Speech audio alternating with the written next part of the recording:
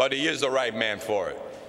Singapore is the largest container port in the world. The main reason is that it is a feeder port for all of Asia. With the coming expansion of the Panama Canal and the growing numbers of large ships, Freeport and Panama will become the feeder port of the East and Gulf Coast. In addition to other organizing efforts throughout the country, I intend to have a strong push in Freeport and in Panama to ensure that these feeder ports are ILA all the way.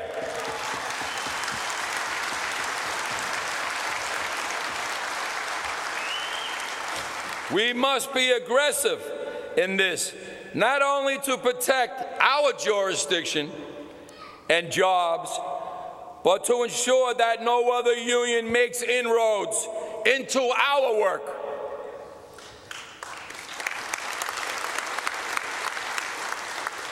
In 2014, the Panama Canal is going to open. You heard General Kelly up here yesterday. He gave a great speech, but I wish he would have had his clicker working, because it would have been even greater, because that man knows more what's going on than any of us. They're going to open that canal, and the big ships are going to come in. Some are going to go to Mexico. And Mexico is part of the ILWU, which I'm going to talk about. Panama, they're dropping boxes off at Panama when that opens, and they're going to go straight up to Freeport, and they're dropping boxes there. These big ships are going to have to turn around and go back and get loaded again. Drop them off, go back and get loaded again. They'll be put on other ships and brought into the United States, into the Gulf, into the East Coast, into Boston, into Maine.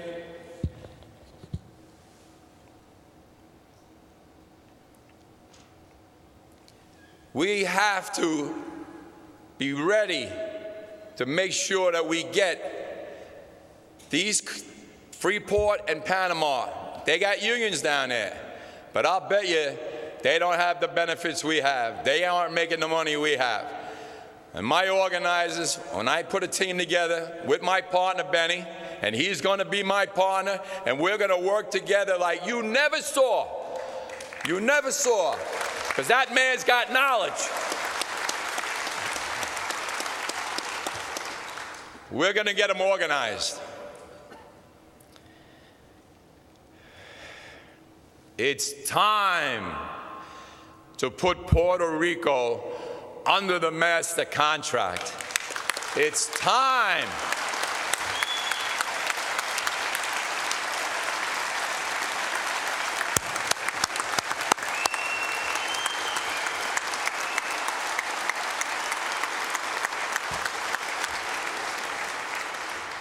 Let me tell you why Puerto Rico has a lot of problems.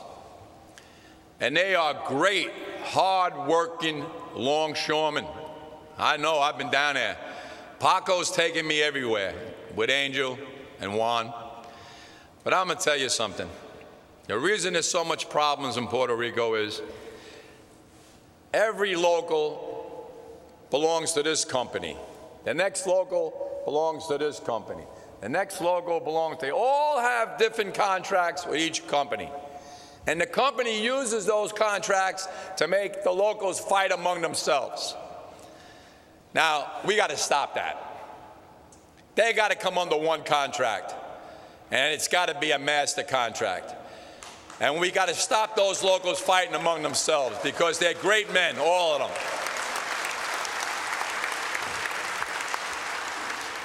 So we're going to start working on that right away.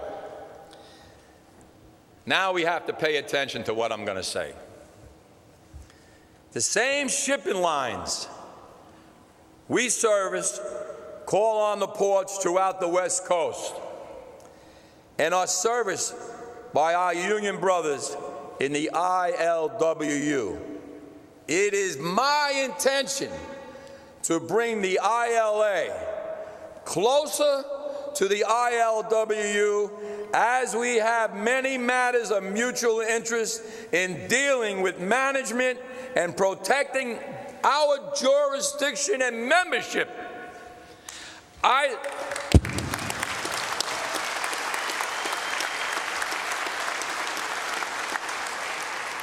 would like at this time to ask the ILWU's president, Bob McElrath, to stand, and let's all give Bob a warm ILA welcome. Bob, come on, let's give him a standing ovation. Bob, stay standing, Bob. Don't sit down. Everybody else sit down. You stay standing, Bob. Bob, as we talked about, you and I need to have a close working relationship. We are facing hard times, both of us.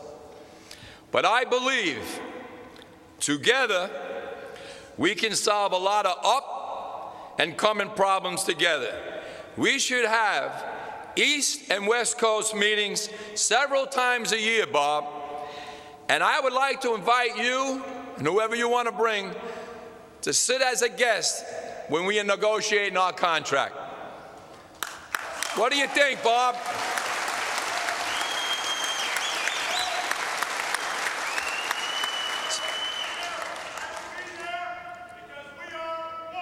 You got it. Stay standing, Bob. Get up, Bob. We are not only one. I got to tell it out loud. I love you, Bob. Stay standing. Don't move. I have another friend I wanted to get up. Patty.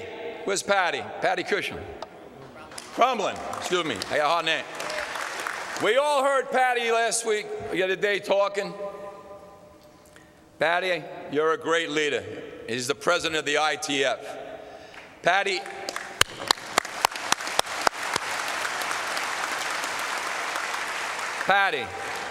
what you said up here, this union backs every word you say 100%. We're behind you. We're behind Big Bob. The three of us, we're going to be solid. There's no union going to be able to take us on. We'll become history today. We'll be the most powerful union, the three of us, in the world. In the world. Love you, Patty.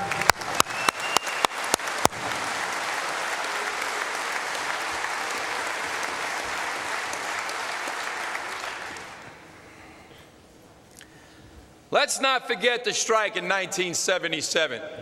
Raise your hand if you were in that strike. Wow. And there's only a few old timers left. Well, you young guys better listen up. That strike was 3 months, going into 4 months, without a paycheck. I had to live on food stamps, and my wife was embarrassed to go to the stores, so she waited at nighttime to go to another town to buy the food. Now, how hard it is to go almost 4 months without a paycheck? You got to pay your mortgage. Got to pay all your bills. It's hard, especially if you didn't save any money. And you borrow money from your father if you can. My father was in the ILA, so he was on strike. You know, all my relatives were on strike, so I couldn't borrow money from nobody. But I want to tell you something that's so important that you have to know, especially you young guys. We were out on strike for 3 months. Jimmy Herman, who was the president of the ILWU on the West Coast, called Teddy Gleason. He knew we were hurting.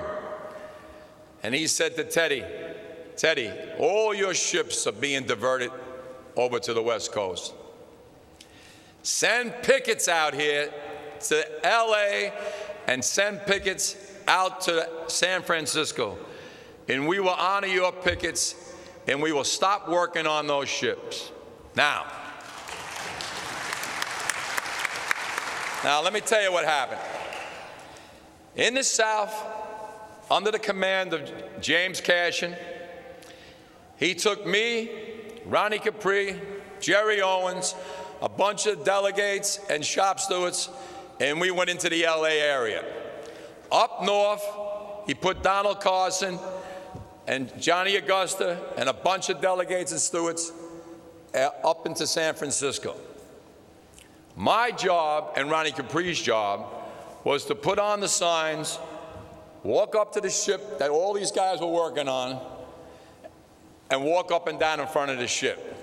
Was I nervous? I was scared shit.